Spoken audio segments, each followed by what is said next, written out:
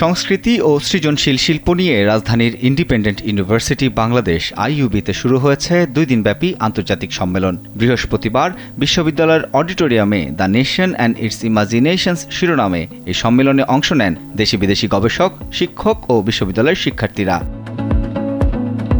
Culture and creative industry in Bangladesh বিষয়কে কেন্দ্র করে আয়োজিত এই সম্মেলনের উদ্বোধনী পর্বে মূল প্রবন্ধ উপস্থাপন করেন অস্ট্রেলিয়ার অ্যাডিলেড ইউনিভার্সিটির college of creative arts, design and humanities বিভাগের উপাচার্য ক্রেগ ব্যাটি।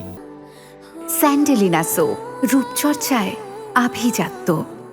এ সময় তিনি সৃজনশীল গবেষণা ও নতুন চিন্তার গুরুত্ব তুলে ধরেন। You can't tell from this one, but what this one was a screenplay PhD where you might be able to see some little red boxes. The red boxes provided hyperlinks to what we call the script or the story Bible. সংস্কৃতি ও সৃজনশীল শিল্প নিয়ে এমন আন্তর্জাতিক আয়োজন নতুন প্রজন্মকে অনুপ্রাণিত করবে বলে মনে করছেন সংশ্লিষ্টরা। এই কনফারেন্সের মূল উদ্দেশ্য হচ্ছে যে ক্রিয়েটিভ ইন্ডাস্ট্রি এবং ক্রিয়েটিভ প্র্যাকটিস, যেটা হচ্ছে গিয়ে এই সময়ের একটা চলমান বাস্তবতা, এবং বাংলাদেশের প্রেক্ষাপটে চিন্তা করলে এখন ক্রিয়েটিভ ওয়ার্কার বা ক্রিয়েটিভ কর্মী বাংলায় যদি বলি, তাদেরও যেমন একটা হচ্ছে গিয়ে উপস্থিতি দেখা যাচ্ছে, কিন্তু তাদের জন্য কোনো ধরনের দিক নির্দেশনা নাই বা একাডেমিতে তাদেরকে কীভাবে কানেক্ট করা যায়, কারণ তারা তো সরাসরি হচ্ছে গিয়ে আমাদের নলেজ ইকোনমির পার্ট।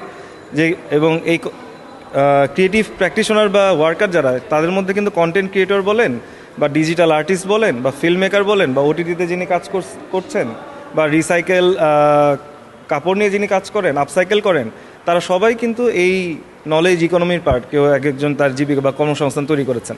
তো এই মানুষগুলোকে যদি আমরা একটা ছাদের নিচে আনতে চাই বা একটা টার্মের ভেতর দিয়ে আলাপ করতে চাই, সেখানে হচ্ছে কি creative industry and culture industry ওতপ্রোতভাবে জড়িত, এবং বাংলাদেশে এই বিষয়টা নিয়ে কোনো আলাপই হচ্ছে না। যদিও আমরা সাস্টেনেবিলিটি আলাপ করি, সাস্টেনেবল সিটির আলাপ করি, এবং সেখানে কিন্তু এই ক্রিয়েটিভ প্র্যাকটিশনারদের একটা বড় ভূমিকা আছে।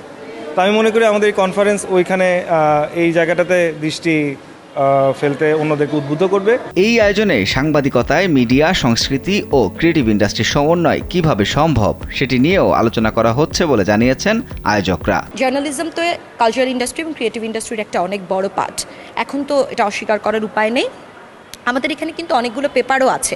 আমরা 34টা পেপার পড়া হচ্ছে আজকে। তার ভেতরে প্রায় 4 থেকে 5টা পেপার আছে যেটা এআই জার্নালিজম, কন্টেন্ট প্রোডাকশন, এইগুলো দিয়ে আসলে কিভাবে হচ্ছে যে কালচারকে বা ক্রিয়েটিভ ইন্ডাস্ট্রিতে জার্নালিজম জায়গা করে নিবে, এই বিষয়গুলো কিন্তু আলোচনায় এসেছে।